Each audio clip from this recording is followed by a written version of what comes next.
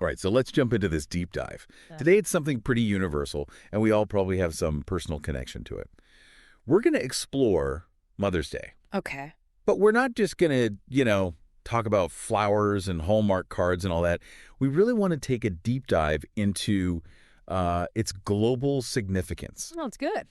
And because you're joining us from the UK, we're going to kind of pay particular attention to how things look there Okay. as we head towards 2025 based on what you've been reading and researching on this topic. Great.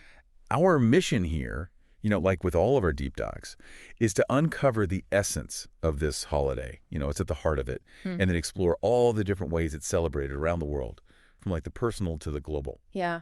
I think one of the things that really jumps out from all this research is just how universal that desire to honor mothers is. And, it's not just mothers, it's maternal figures more broadly. Yeah. There's something so fundamental about, wanting to show our gratitude for their love and sacrifice. All the things they do for us. Right. It's really recognizing those contributions. Yeah. Yeah. And you see it, like you said, globally. It's not just a Western thing. It's not just an American thing. Yeah. It cuts across cultures. You see it in so many different forms. Absolutely. And it's really incredible to see how that idea of honoring mothers, that thread kind of weaves its way through history. Yeah. Even, ancient civilization. Yeah. They had, their celebrations of mother goddesses, way back when. Yeah. And then when we jump forward to more recent times, that's when we start to see these distinct movements taking shape, really focusing on creating a specific day to honor mothers. Right. Now, one of the things I found really interesting in it, particularly because, as we said, you're in the UK, we're looking towards 2025 in the UK, is this idea of a tale of two traditions, I think is how one of the articles phrases it. Because in the US, we have this very strong narrative, focusing on Anna Jarvis in the early 20th century. Yeah, right. And her very, very dedicated efforts to get Mother's Day officially recognized, which, she was successful in 1914. Yeah, absolutely. And, I think most people probably know that story, but it's important to remember Julia Ward Howe as well. Oh, right, yeah. A little earlier than Anna Jarvis, she also called for a Mother's Day, but with a focus on peace. Right, Mother's Day for Peace. Yeah, exactly. And it didn't quite take off in the same way, but it's still a really important part of the history of Mother's Day in America. Yeah. Definitely adds another layer to it. But, I think in the UK, it's a totally different story. Yeah. You've got this much older tradition with Mothering Sunday. Right. And that has a really interesting and maybe less widely known history. Yeah, I mean, the American narrative is very familiar to me, but Mothering Sunday is something that I don't know quite as much about. So I would love to kind of unpack those distinct roots. Yeah, so the origins of Mothering Sunday are very much in the church. Okay. It falls on the fourth Sunday of Lent, and it was originally a time when, people would go back to their mother church. Okay. So their main local church, or the cathedral, Okay. for a special service. It was like a big community gathering. So it wasn't necessarily like about honoring individual mothers Right. in the way we might think of it today. Yeah, not in the same way. But more of a religious observation. Right. That was focused on the church itself. Exactly. The mother church. The mother church, yeah. Okay. And one of the things I found really interesting, it eventually became a day off for domestic servants Oh, wow. who, back then they often lived and worked far away from their families. And so this day gave them the chance to go home and visit their mothers. So you can imagine how significant that would have been Oh, absolutely. to be able to reconnect. Yeah. It's just, it's kind of beautiful how it evolved from, returning to the mother church to literally going home to your mother. Yeah, that connection is so strong. And, it's fascinating how these traditions evolve because as, I was reading through the stuff you sent, even though those religious roots are still there, Mothering Sunday in the UK today is really much more of a secular celebration. Yeah. Yeah. Very much like Mother's Day in the U.S. It's about families. Yeah. It's about, appreciating mothers. Honoring mothers, exactly. Exactly. Now, for anyone listening in the UK and starting to think about, 2025, Yeah. what should they mark on their calendars? When is Mothering Sunday in 2025? So Mothering Sunday in 2025 is going to be on Sunday, March 30th. Okay. So a little later than people might think. All right. Good to know. Good to know. So now that we've kind of, we've looked at the history and the roots of these holidays in the UK and the US, Hmm. I want to dig into how these sentiments are actually expressed. Okay. Like how do people celebrate and what are some of the traditions? Yeah. And I noticed there's some really interesting cultural distinctions between, how the UK celebrates versus the US. Yeah, absolutely. So let's start with a traditional Mothering Sunday celebration in the UK. Yeah, so flowers are a big part of it, Okay. especially daffodils, Oh, nice. which, they're in bloom around that time. Yeah. And then there's simnel cake. I've never had simnel cake. Oh, it's so good. It's like this fruit cake. Okay. And it's decorated with 11 marzipan balls. Oh, wow. All right. And the 11 balls represent the 11 apostles minus Judas. Oh, interesting. So, it's got that connection to the religious side of things. Oh, I see. Yeah, yeah. But, yeah, family gatherings are really common. And one thing that I noticed is that handmade cards and gifts from children really, really value. That personal touch. Yeah, Personal yeah. touch. Yeah. Yeah, simnel cake. I'm going to have to try that. You sure? It's so good. All right, so if we hop across the Atlantic to the U.S., what are some of the common ways that people celebrate Mother's Day there? So flowers are still huge in the U.S., Okay. but you also see a lot of cards, jewelry, and brunch, taking mom out to brunch or dinner. Yeah, yeah, yeah. It's, I think, maybe a bit more commercially driven, maybe. A little bit, yeah. But yeah, family gatherings are still a big part of it. Yeah, definitely. And it's interesting because we've focused on the UK and the US. But I know, based on what you sent me, there are so many other cultures around the world that have their own unique ways of celebrating. Oh, absolutely, yeah. And it's so tied to local customs, local foods. Yeah. It's really fascinating to see how it's adapted and changed over time. Yeah, and in some countries, I mean, it's a public holiday. That's right. Yeah. Which really highlights the significance. Absolutely. It's a really big deal in a lot of places. Yeah.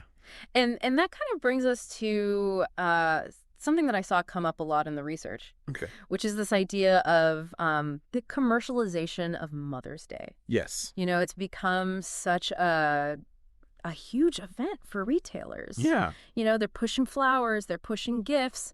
You can't escape it. No, it's everywhere. It's everywhere. Yeah. And I think there's this ongoing discussion, isn't there, about whether all that commercial activity is overshadowing the original meaning of the day. Absolutely. The more genuine, heartfelt meaning. Yeah, you can definitely feel the pressure to buy the perfect gift. Oh, yeah. Whatever that is, Exactly. And the marketing is so sophisticated. Yeah. They really know how to play on your emotions. They tap into that love and gratitude, and they make you feel like you need to spend money to show it. Right. But at the end of the day, it's really the sentiment that matters. Yeah.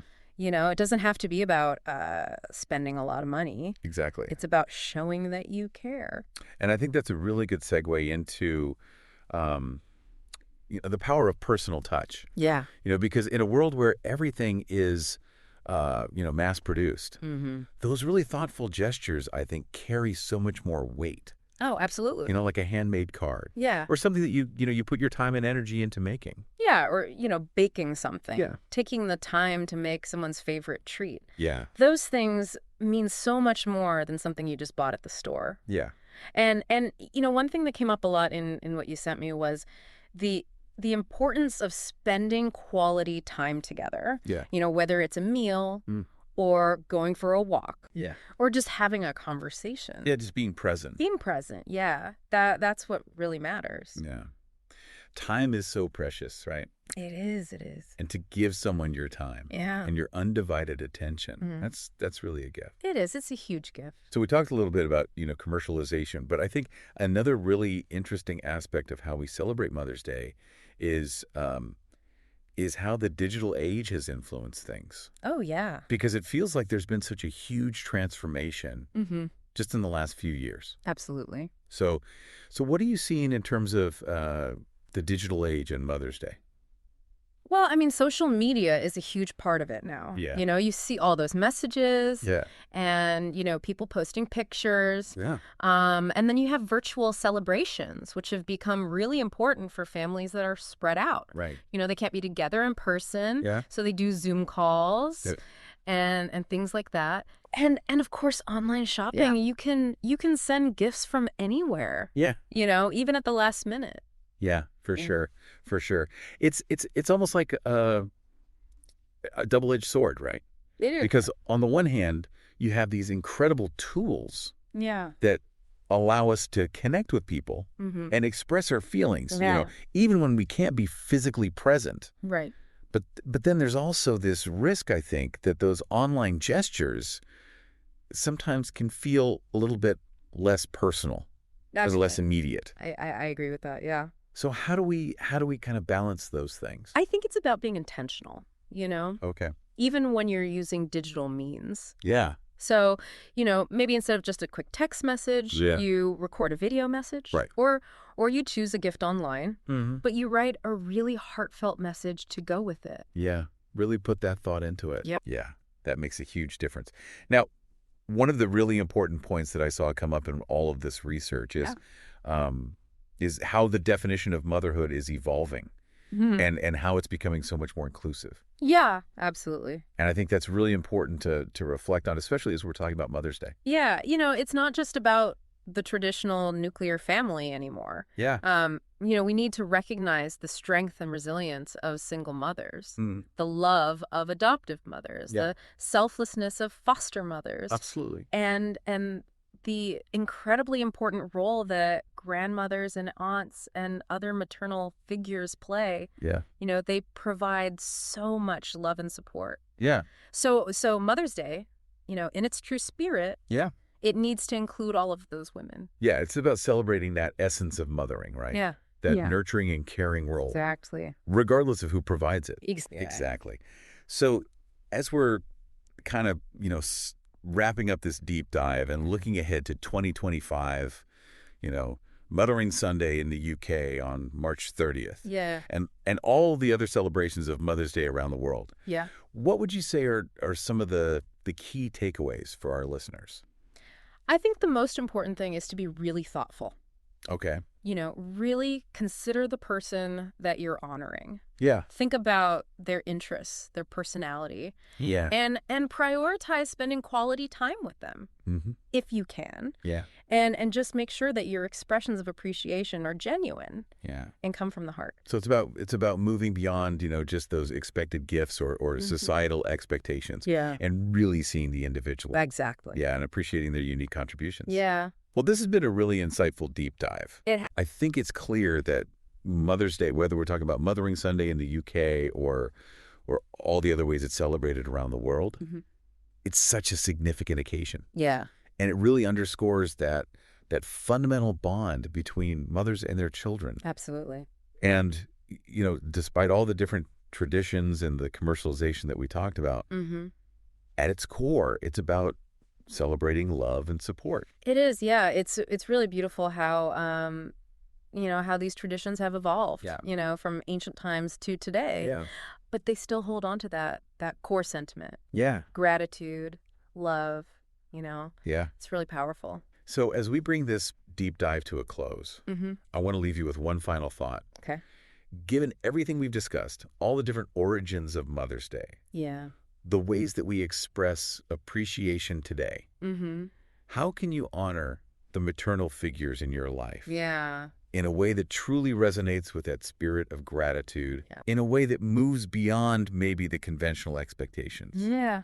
and really finds what feels meaningful and personal? I think that's something worth reflecting on. I agree. Thanks for joining us for this deep dive. It was great to be here. Today is your lucky day. Today is the day that our $3 website works for you, paying you directly to your PayPal daily. Imagine $3 ongoing continuous payments to your PayPal account. Imagine falling asleep and waking up to $300 in your PayPal account. How would this make you feel? How could this help you? What bills could you pay? What kind of fun could you have? What does that retirement look like now? All for a one-time payment of $3. This website is DFY done for you, fully built and completely hosted, and never stops collecting payments for you. You have spent $3 on coffee on a regular, but that coffee won't help you create multiple streams of income. Click the link below.